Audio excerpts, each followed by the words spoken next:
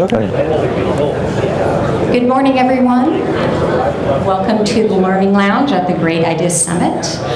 Before we start, if I could ask you to please silence your cell phones. And the other is we will be recording, so at the Q&A session, we'll have a microphone in the center aisle, so if you could step up and ask your question, that'd be great. Our first panel session of the day is 10 profound marketing secrets that produce big profits. I'd like to introduce moderator Scott Richards, CEO of Dial800. Scott. Thank you, Vi. Thank you. Good morning. I hope everybody had a good time last night, whatever you were doing, and it's so wonderful that you came this morning at this bright and early morning time of 9:30 in the morning. We have some chocolate and Starbucks gift cards. Now, the way you earn these is you participate in any way. You don't have to get questions right. You just have to raise your hand. We'll choose you. You'll get a Starbucks gift card and some chocolate. It's not too much chocolate, so you don't have to worry about having too much chocolate. 10 profound marketing secrets. We have a wonderful group of panelists here. You're going to get real life stories. And I just want to tell you one thing before we start. Last week, we went and played a game called Trampoline Dodgeball.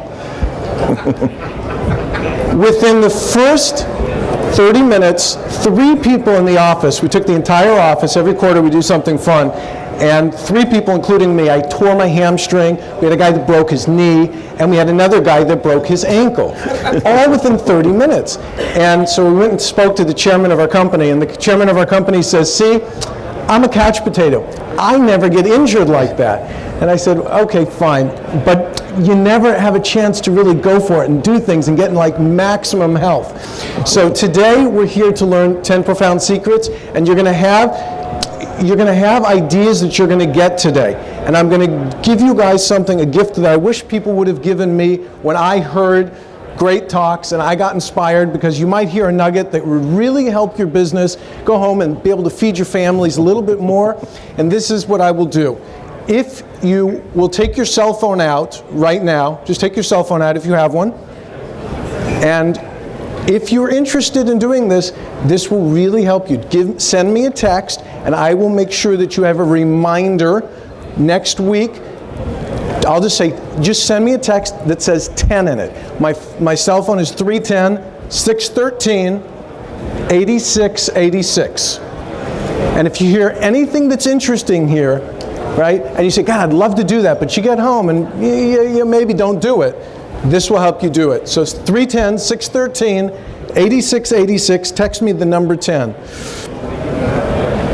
So our panelists today are Rick Petrie, former chairman of the Electronic Retailers Association, and we actually have 2 people that were, and actually a current chairman, Steve Feinberg from SF Global. Rick is a writer and has been around the direct response business for many, many, many years. And Stephen Feinberg makes packaging looks beautiful. For all of that stuff that you get in the mail, if you want it to look beautiful, that's Steve Feinberg's company. And we have Jeff Campbell. Jeff Campbell is the EVP of marketing at Sensa. So our first profound secret is, have you done your homework? And I'm going to give this over to Rick. Thank you. Thanks, Scott. So we're looking for, it's not working. Yeah, it should be. Here, give it to me. You got to point it. There we go. Okay, so we're looking for profound secrets, and sometimes the answer is to really look for the most basic things. I've been in this business for over 20 years, and I've been amazed at how many people don't do the most fundamental thing, which is determine what the size of the market is for a given product before they enter into a direct marketing program. They use mother-in-law research. They go to a party, 3 drinks in, and they ask all their friends, what do you think of my widget? And everyone says, I'd buy 2. And based on that, they're now spending between $50,000 and $1,000 and $1 million putting together either an infomercial or a DRTV short-form commercial. And it's astounding to me. I mean, the failure rate in our industry, you will hear, is typically 90-95%. This is one of the big reasons why, because there's no consumer research done. In fact, I heard one of the heads of a very successful marketing company in this space a couple of years ago on a panel say the great thing about DRTV is It's the best focus group, ever created. It's an awfully expensive way to do focus group research, in my opinion. So what do you do? Go ahead. First question you've got to ask yourself is, if you're going to use direct response television, there's 116 million US TV households. So the first question you would ask yourself is, how many of those households are a candidate for my product and its unique selling proposition? And the answer isn't everyone. I hear that all the time. You really have to drill down. Little louder. Oh, sorry. Okay. So, I'll give you an example. Let's say that you had a dog training program. Out of the 116 million, can't hear me? Point it that way. Point it this way. Yeah. Okay. Can you hear me better now? Okay. Sorry about that. So, for example, out of the 116 million TV households, if you were going to do a dog training video, the first question you'd ask yourself is, how many households? There you go. Thank you. Have dogs? Who would like to venture a guess? What percentage do you think of the 116 million households have a dog? 45? Anybody else? 46? Anybody over The here? first chocolate. There we go. And Starbucks. There Actually, we go. that man over there was closer. No, this guy. Which one? Did we get another one? The answer is 39%. So Welcome. that's about 45 million households. I once had somebody call me with a bilge pump, and they wanted to sell it via DRTV. So, of course, you'd ask the question, how many boat owners are there? Not enough to do DRTV, because DRTV is as mass media gets. So where do you get information to size the market? You can get...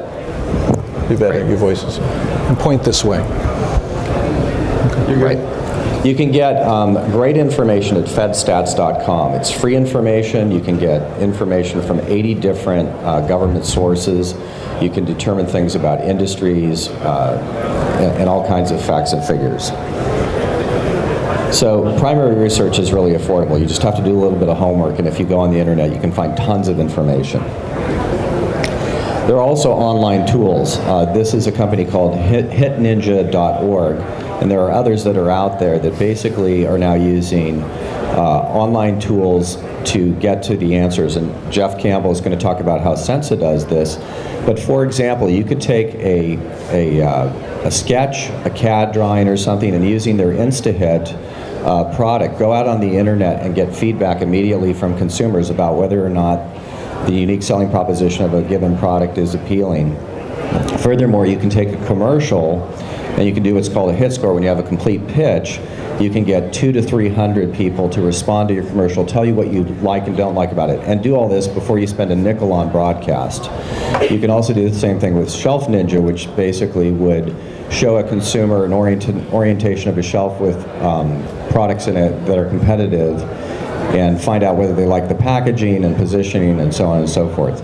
So like I said, this is a good way to go. And now I'm going to turn it over to Jeff to talk about what they do at Sensa. Great. I think it's a mic might get it. Actually, is the mic? Can you guys hear me? Just talk loud. You need to use that. Just talk loud. Project. Here. So one thing that we've done, and we've kind of talked about it quite a bit, that we are exceptionally proud of is our ability to do online testing. So we talk about primary research, and one of the other great tools out there is the ability to go out there and actually run media and test different ideas and messages, and then we use that as a form of optimization prior to spending the big dollars on TV production. So an example of this is, and we'll kind of walk through the funnel where we have banner advertisements that can drive to a landing page creative that's going to drive through an e-commerce cart. So that actually emulates the same process of, what's my CTA, what's the pitch when someone actually gets on the phone, what's that scripting and what's that messaging going to look like, and then the last part of it is how do I actually transact and prioritize my upsells and whatnot through that entire process. So here we have an example of Amanda versus Dolly. So we use this as a way to focus our attention on which are those certain testimonials that we think are going to work better in our creative execution when we go to do television. So anyone want to take a guess? We had a control on the left, which was Amanda, and on the right we have Dolly. So who do you think won? Which one? Dolly. It's because you've seen her a billion times on the internet. That is correct. She's probably been served up 8 billion times last year. It doesn't have to be right. You have to be right. We kind of go through this optimization process again. So, you know, we now identify we have a winner in Dolly. Now the next question is, let's do some headline testing. You know, what's going to be a certain like call to action that we feel is going to get someone to click through on this. So on the left we have change your shape, change your life, and on the right we have overweight, try Sensa, change your body, change your life. Anybody venture to guess who's the winner on this one? Let's see here. You get chocolate and Starbucks. Well, I got it right here. So the control actually... Who answered? I don't know. So in this particular case, the control was on the left. So we'll actually test anywhere between 20 and 100 of these things every month. So we're always constantly trying to improve our process. And part of this is, these little tweaks like this might give you a 3% or 5% lift, but the idea is that you always have to constantly evolve it because the burnout on something like this is so incredibly quick. So now we have a control with Dolly. Now we have a control with an execution in terms of a CTA. Now the question is, which Dolly image is going to work better? What before and after execution is going to work better? So in this particular case, you have on the left where she's actually going to be the after is she's wearing jeans and a tank top, and on the right she's actually going from a bikini shot to a bikini shot. For this execution is very interesting, especially when it comes to our demographic, where typically speaking you would think if you look at some of the more traditional weight loss products out there, you're going to have someone that's going to be the after that's usually going to be in a bikini, that's going to be in incredible shape. It's usually like we talked about the glamour shots, but in this particular case we're kind of approaching women 35 plus is our primary demo. We wanted to see, well, maybe that's not really the after that we're all looking for. Maybe it's going to be something different. And so we wanted to kind of prove this theory by having two very different executions. So anyone venture a guess who won? Dolly, the control or the test? Over there. Actually, in this particular case, the control maintained, and the control was the winner. And primarily getting back to that, why we all might think we have the best answer, or we might think we know our demographic the best, or we might say traditionally speaking, these types of things or weight loss products always have to have the sexy girl in the bikini. Sensa is a perfect example of that's not really the case. Where if we go and we try to sex up the show and have all the girls running on the beach and playing volleyball, that's not really the type of aspirational image that the people that are buyers are relating to. So it just shows you that even though we all might think we might have the best answer because we've been doing it for so long, that really it comes back to testing, and those are the guys that are going to be driving really what that messaging is going to be. So in this particular case, this actually drove a lot of the creative that we wanted to do in our long form show. Yeah. Did you test males also, or was your show strictly female? We actually do have a male too as well. So I mean, yeah, we'll do male, female, and we'll do different types of executions on that as well. So the male in your show was like 10, 20%? That's actually in terms of buyers or? Testimonials.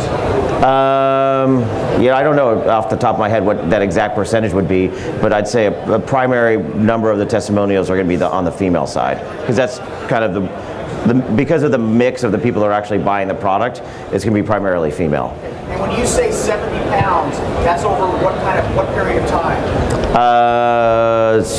For her specifically, I can't read the disclosures on this one, but I think it was Thank you very much. 9 months maybe? I don't know, I'd have to look. It's on there somewhere. And you declare that on your titles, right, for the show? Yes, yeah. Oh, you're asking in terms of our disclosures for our actual... Yeah, on the show itself. Oh, yeah. Joey lost 120 pounds in 14 months, or exactly. And sometimes it's a little... Yeah, so we go by what's recommended, FTC recommendation in terms of, the average weight loss per month, etc. So, yeah. Thank you for the questions. Yeah. Yeah. Okay, go. We do. So the question is, do you test on radio?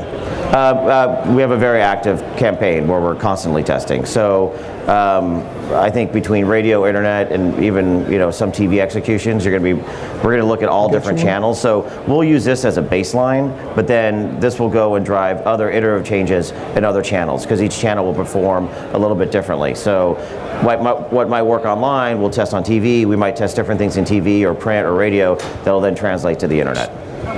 Yeah. Okay, well, okay, good.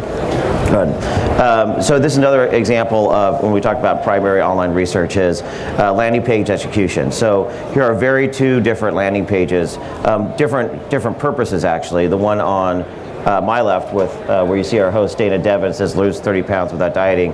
This is more of a brand execution. So this is going to be something that if you go to tryascensa.com, for instance, you're going to see. So it's going to be more informative. It's going to be a deeper website. I don't know exact number of web pages, but you're going to have a lot more information about the product, how's it work. You're going to talk about our medical advisory panel. The one on the right is an example of a landing page execution where it's going to be a much lighter. You're going to have a fair amount of information, but the one on the right's the primary purpose of that is to drive transactions. So we could do probably 10 or 20 different versions of the one on the right in any given month, and that's going to be things of do we put the girl in the bikini on the left? The video is always on the right. Are we going to do a different video? Are you going to put different types of call to actions? Are you going to have different holiday bling and flair that's snowflakes coming down on the page and stuff like that? So, but once again, in this process, we're testing different headlines to drive to this page. Now, when it comes to executing, when people call in on the phone and we're driving that message, what's more important? And this also influences the long-form show, for instance, where, is it about the type of PR that we have? Is it about the doctors that we have? And by moving stuff around and optimizing these pages, we're actually able then to drive some of that creative process. Good. Thank you. Yep. Okay. Hopefully. Need a microphone. I need my mic. Is this Yeah. on? Okay. Go ahead. You can speak loud. Okay. So, a lot of obviously the largest category in DRTV is fitness and weight loss, and after again doing this for over 2 decades, one of the conclusions I've come to is that successful creative is really reverse engineered, especially if we're talking about categories that rely on testimonials. So it really comes down to knowing your brand evangelists. I can't tell you again how many times people come to us and the different agencies and places I've worked and said, okay, we've got this great product and people love it. And we say, do you have testimonials? Oh yeah, we get letters, it's wonderful. Then when you actually try and get them to produce these people, they turn to vapor. Not only that, there's an urgency to get on the air in a few months. That just seems to be driven by economic pressure. My point is that to do really great creative, it takes time. You have to have people who are invested in your product. You cannot give your product to people and return 2 weeks later in many instances and expect them to be that compelling as testimonials. So you really have to have people that are what I call brand evangelists, and you have to get inside their minds and you have to understand what their stories are. We're all storytellers in the end, and we remember things that are specific and vivid. So if you take a look at reality television, as this cartoon says, get real, reality sells. In my household with 2 daughters, 9 and 12, every time I walk in, there's some sort of reality TV show on, and they can make a dramatic arc out of somebody re-wallpapering their bathroom. We ought to be able to make some compelling TV. So what I'm going to show you is actually a rough cut. It's a work in progress for a weight loss show that I'm working on, and I've been working with a marketer who's done this the right way. Spent the time. These people have been on the program for 6 months, a year in some cases, or longer. And what I did was, the process is I interviewed 40 people over the telephone to understand what their dramatic arc was, so that when we filmed them, I understood what their story was, and that's what we set out to capture. Again, many times, people aren't understanding until the camera's rolling. It's very expensive and very kind of hit and miss way to try and get good, compelling stories. So my disclaimer on this is I don't have the guy's before picture in here, but this is an example of a testimonial where someone's allowed to breathe and tell their story versus the clipped. It's great. I love it. It's wonderful. And the idea is to try and connect with the audience, obviously.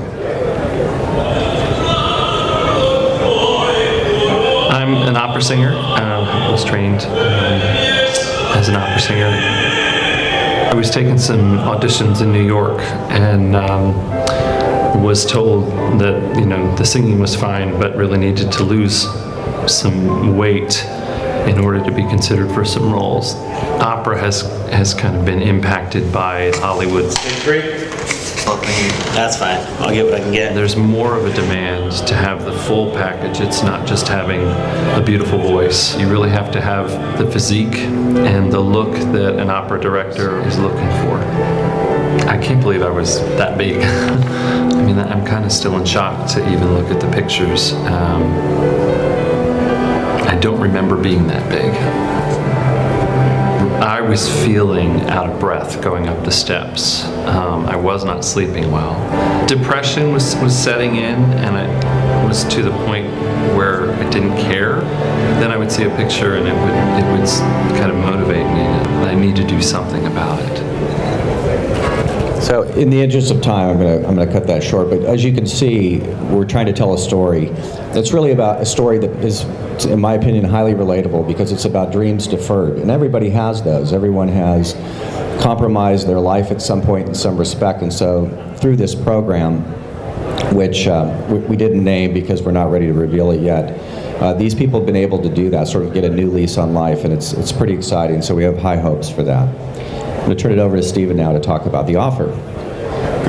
I'll see if this. Good morning, and as the chair of ERA, my first thing is to thank you for all coming, signing up, being here. The association, the members, we all appreciate it. So thank you.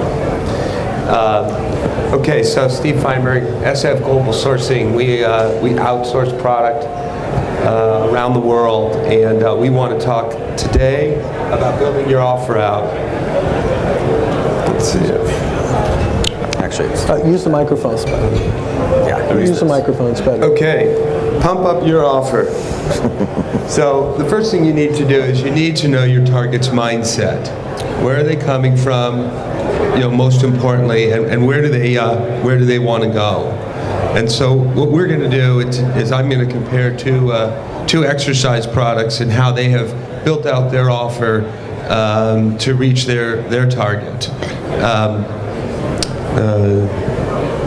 So the 6-week body makeover target is the morbidly obese person needing to lose 50 to 100 pounds, and their offer gives the person absolutely everything they need. The screen is filled. There's no shortage here of product. So that person who is not someone who exercises regularly, you know, they need all these things is the mindset of the marketer. They don't have, you know, they don't have anything because they don't work out. So, you know, the only problem with this can be is all this product costs money. And so the cost of goods sold is up, and therefore your retail price is up. I believe it's 6 easy payments of $19.99. So you have to be careful, obviously, with cost of goods sold. And then we're going to compare that to P90X. Well, here this guy's not morbidly obese. He's basically you know, in shape and he wants to go extreme, next level. So the mindset of these two demographics is obviously very different, and the offer is therefore very different, and what's included in that offer is very different. P90X, the main offer is the 13-disc set, and I think it's a calendar and a food recipe, a diet plan. Meal planner. And it's basically, I think they have a new offer out, a price lower, but basically it was about the same price point. And the idea here is, you know, what you're really buying is the hardcore workout.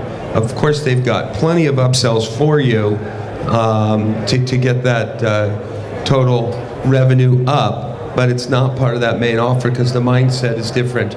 That the fellow, the P90X, he works out already. Maybe he has a pull-up bar, or he doesn't want to buy the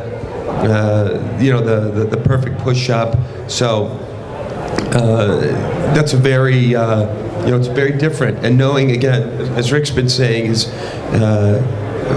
what is their mindset, and building it from the beginning. Obviously, both of these companies are IMS top 25, been on the charts for a long, long time, and they clearly thought through who it was that they were selling. Good. Thank you. Okay.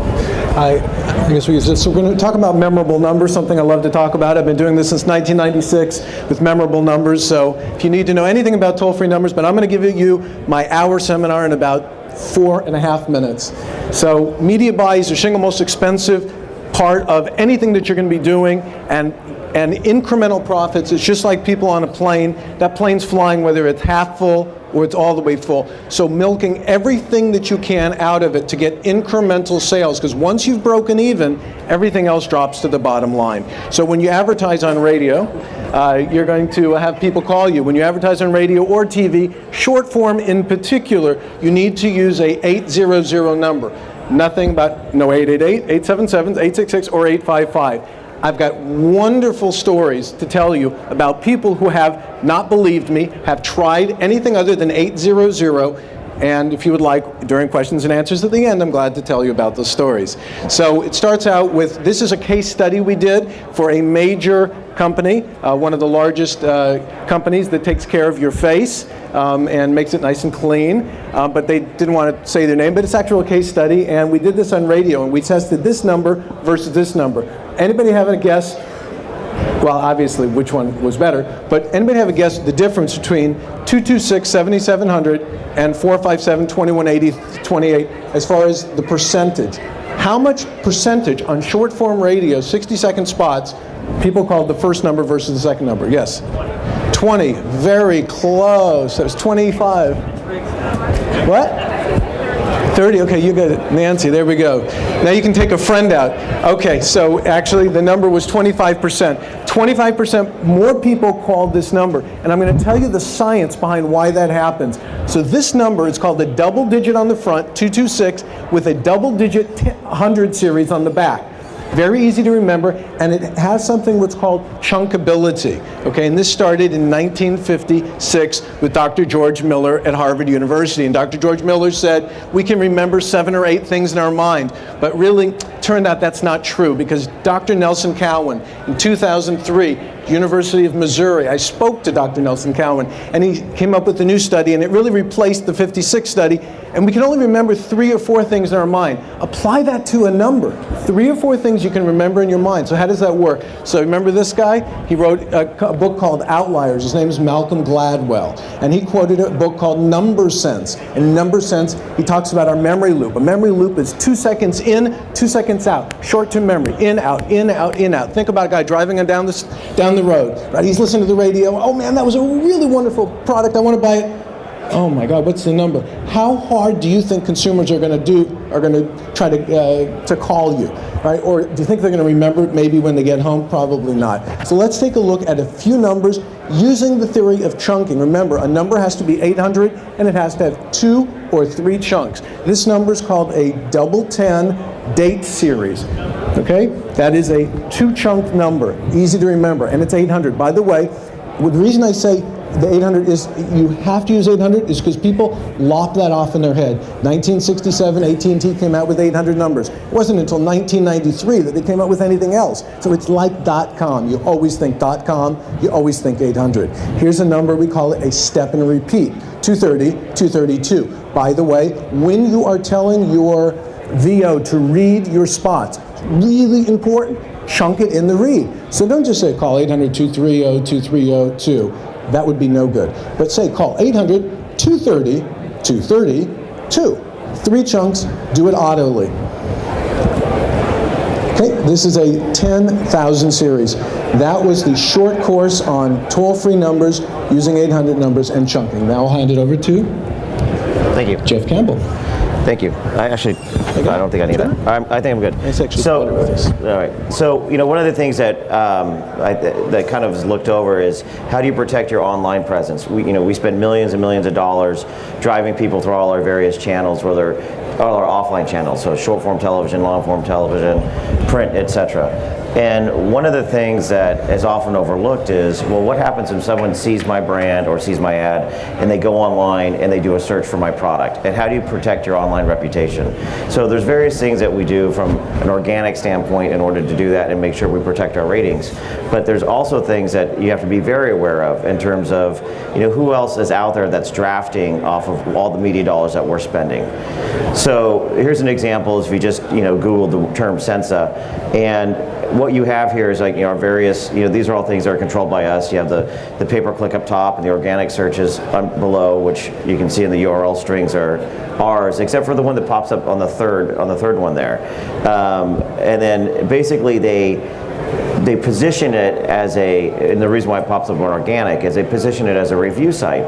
So it's a third-party review site of our product, and so it's getting these incredible rankings.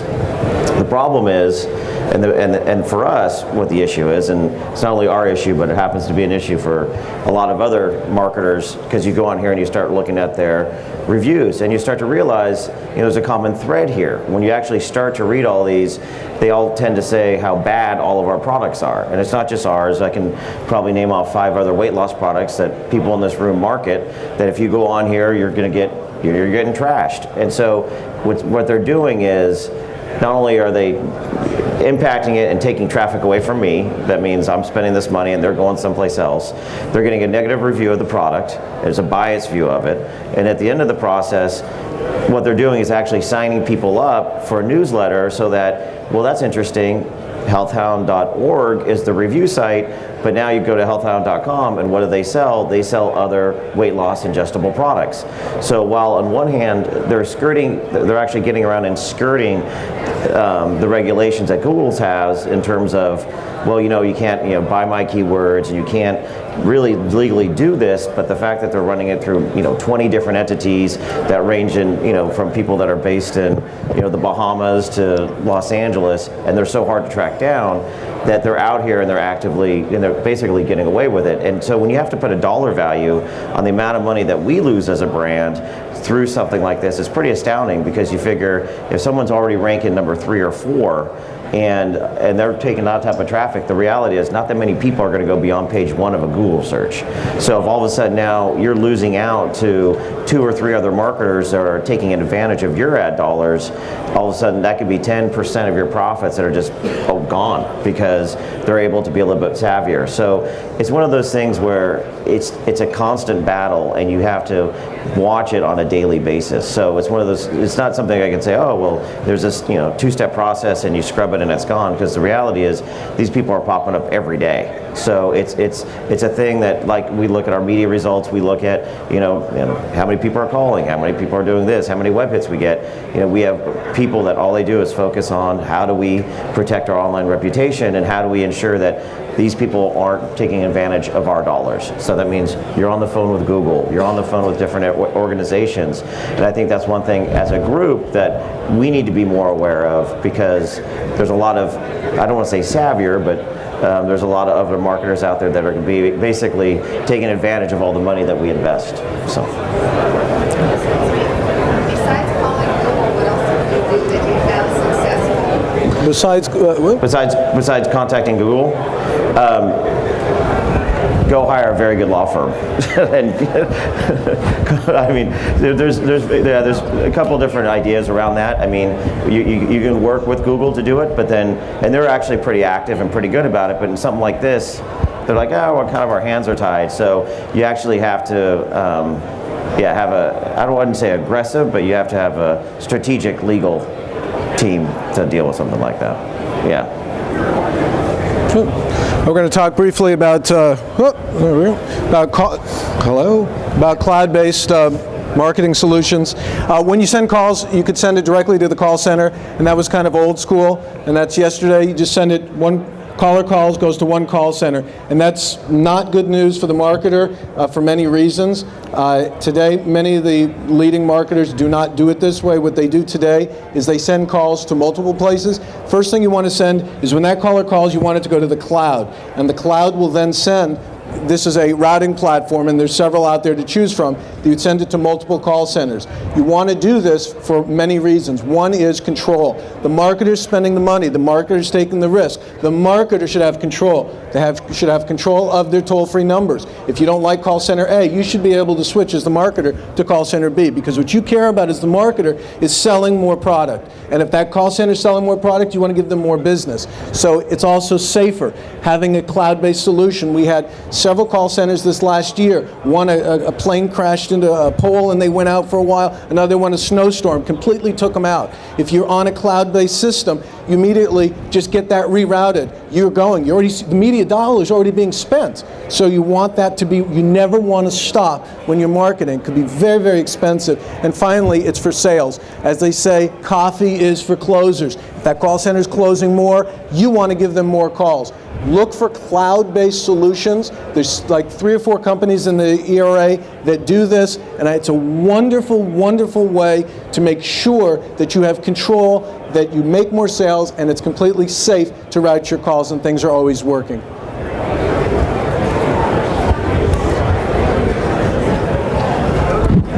So I want to talk a little bit about how you can create incremental revenue on the back end. This is actually something that, as an industry, we've come to rely on to help offset the costs of fulfillment, telemarketing, etc. The problem has been that some of the offers have not been particularly relevant. We all know about the debacle about club memberships.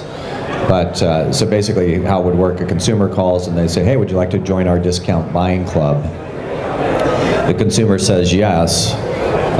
What happened was that 3 credit card bills in, the consumer would finally be looking at their bill and see that they're being charged $19.95 for something that they haven't been using, and then they would call the local attorney general, and we have this problem. So these all rely on a breakage model. In other words, that the consumer would not use the benefits of the discount membership.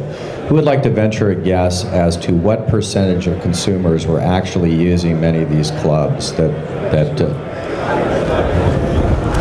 Two? Really close. Less than 1%. So, bad for the industry. Yeah, pretty bad, right? And the latest rumor that I've been hearing is that at least one state's attorneys general is looking at BOGOs. And if you look at short form DRTV in the top 20, this is the idea of buy one, get one free, where there's a separate processing charge. That may be under siege.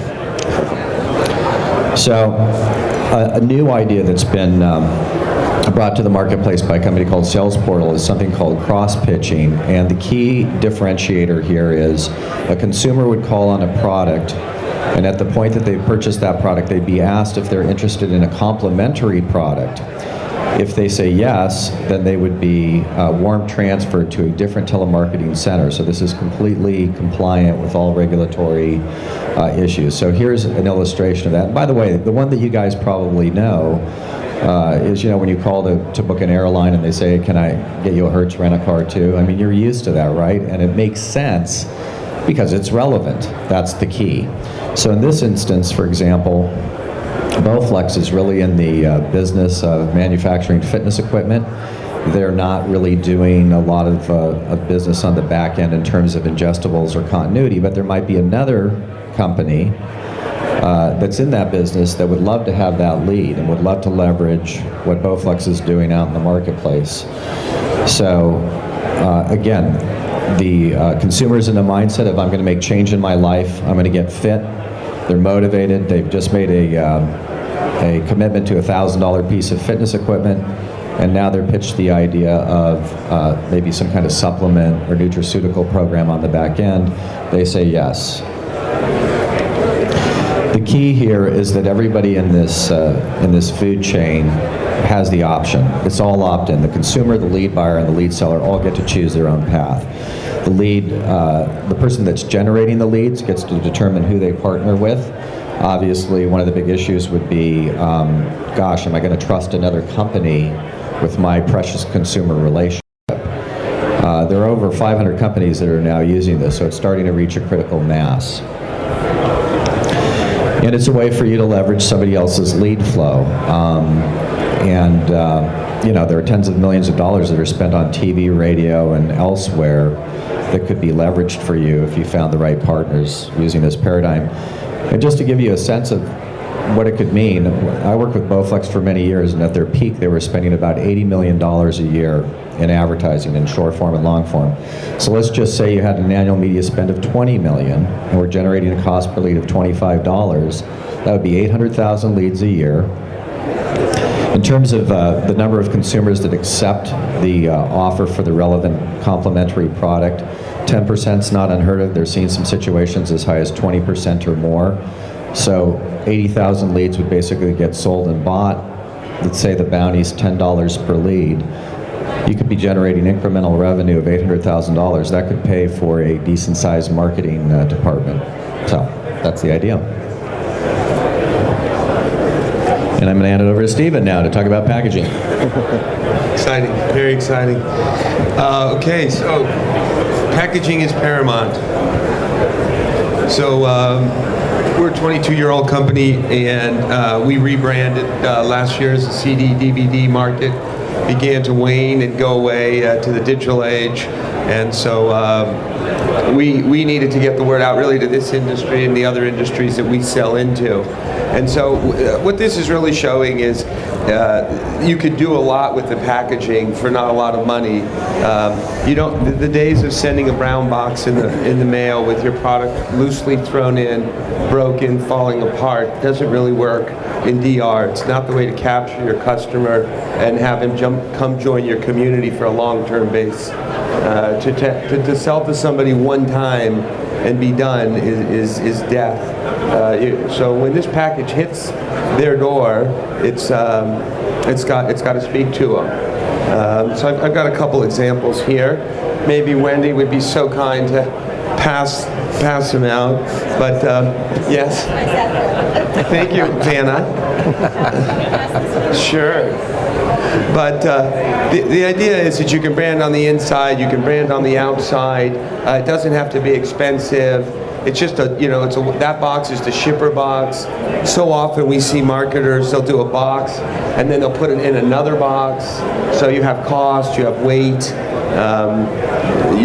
Those things are important. And obviously you can brand everything, and why wouldn't you?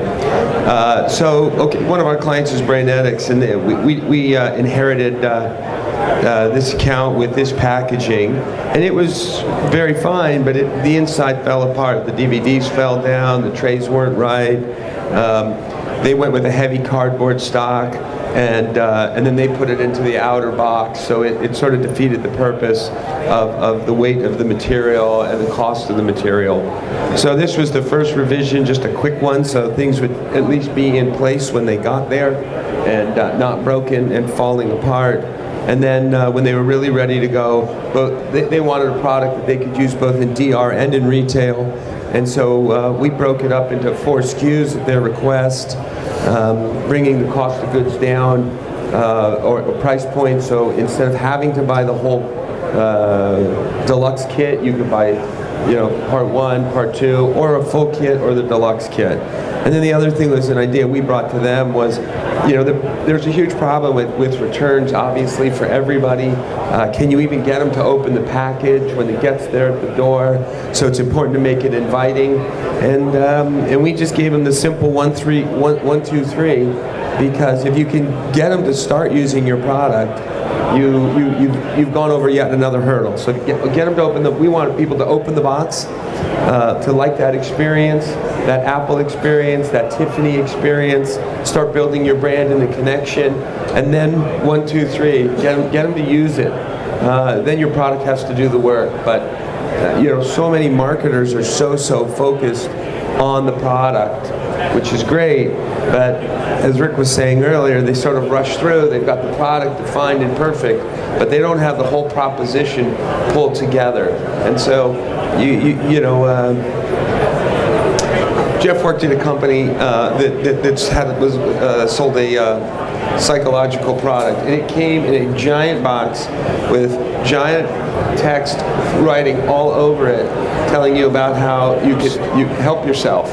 And if you got that at your office, you would be so afraid of what it is that you receive. It was so overwhelming for a person with a psychological problem. It would it stopped them. So we talked a lot about shrinking that product down, not having it say all this stuff on the outside because maybe you didn't want everyone in your family or at your office to know what you were dealing with. So again, what's that mindset? And Steve, to your point, I think it's also a case by case basis with. I was going to say it's also a case by case basis because that's a perfect example. But even we struggle with that in the weight loss industry too, where do we brand the box? How do we get people to open it? And we get consumer feedback from groups or individuals saying, well, it has your brand on it, and I got it, and I'm really upset because people know I ordered this weight loss product. I'm like, well, if you're 100 pounds overweight, this shouldn't be a shocker, we should. So it's like, but I mean, it's like, well, it's a constant struggle, and it really comes back to doing some of that primary research, like how do you get this in the hands of focus groups, because it's that ultimate first step of engagement. And there's always that buyer's remorse that you need to get over because they bought it, they picked up the phone, they went online, they ordered it, they took out their credit card, and now all of a sudden it's a box that's sitting there. And how do we get them to engage and open the box and make it inviting for them to do it, while still being brand conscious and being sensitive to those consumers? Thank you, Jeff. Yes.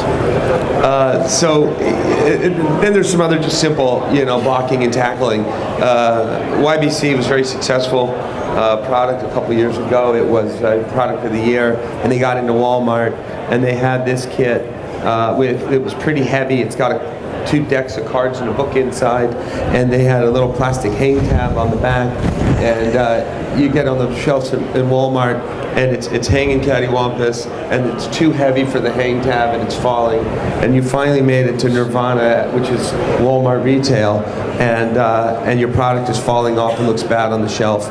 So just a simple retrofit. We put the hang tab as part of the packaging in the middle.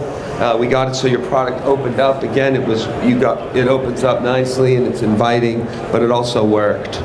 So that was simple. And I'll turn it back over to Scott. Okay, thank you. This is going to be the quickest of all of them because it's, whoops, that was really quick. Whoa, what happened here? Okay, well, out of order. Well, we skipped. Well, I'm just going to have to tell you, recording calls. People record calls. Everybody records calls. The big thing I want to tell you is that I've found, after speaking to lots and lots of clients over many, many years, is most people use call recordings retroactively. They don't use them proactively. And sometimes, like every once in a while, we'll listen to it. But by and large, the number one thing people use it for is if there was a problem, you want to listen to a recorded call. What you want to do is you want to get consumer feedback. You want to do 2 things. One is you want to find out what are people saying. How do I change my media? What am I going to? Maybe everybody's keying in on a certain thing. I know I spoke to Jeff last year about this. A tremendous amount of feedback, and they did a lot of changing of their whole script at their call center. I think you increased by. Well, I mean, it's especially early on in the creative process. I mean, that's what you have to use to drive any type of iterative changes you're going to be doing to a show. Key. It's key. It's key. And you want to hear how the reps are saying. We had a client that was called Car Cash Loans, and the reps were answering car crash loans, right? That's something you don't want to do. So anyways, that really completes the consumer feedback loop, and that is 9. I don't know where the 10 was. I think 10 is the idea. Start back at 1. Actually, you know what? I think that was 10. Actually, that was mislabeled. That was number 10. It was 10. I want to thank you. Any questions? Any questions for any of the panelists today? Yes. How do you feel about IVR versus live operator? IVR versus live operator at the conference? Oh, So the question is, what do you think about IVR versus live operator? And I'm not such a good throw that far. You want to give that to him? Thank you, Jim. So IVR versus live operator, that's a great question. There's definitely room for both of them. I'm going to actually have Jeff Campbell, because I know that he does some IVR in short form, and that's basically the only way he could get it to work. In that particular area. But I'm going to tell you the way that we always recommend. Always go live operator first. Always, 100% of the time. Because you just get the feedback that you really need with live people. Then, what we recommend is doing a split and send some calls to the live operator. And again, if you use a cloud, you can send some calls to a live operator and some calls to the IVR. And then you can just measure calls. And it's all about who's making the more sales. And not just more sales, but more sales at the best price. Because IVR, as everybody knows, is a third the cost of a live operator. It's like a quarter a minute versus 75 cents a minute. So it's very, very advantageous as far as economically.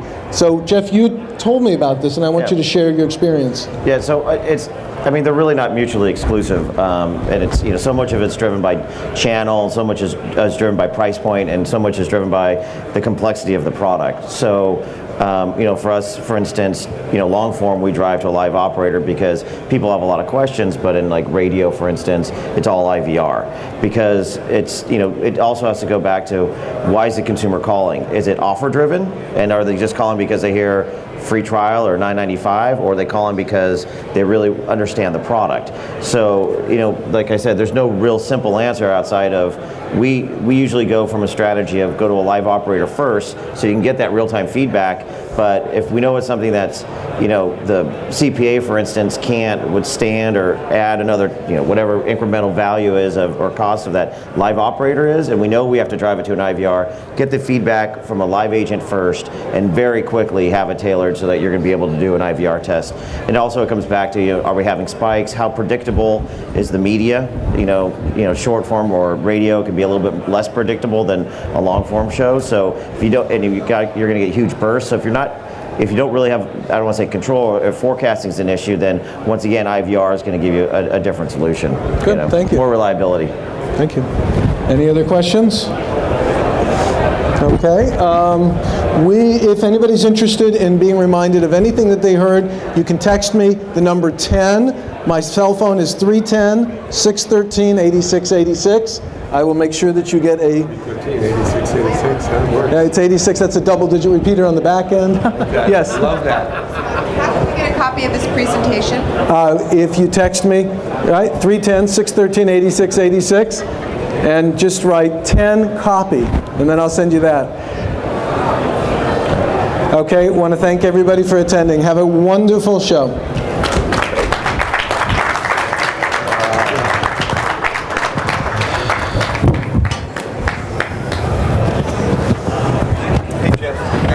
Thank you, guys. Oh yeah, of course. Yeah. Thanks. Great job. Thank you. Thank you. Great Quite job. welcome. Well Thank done. you. You did a great job, Thank you. Scott. Thank you so always. much. Thank you.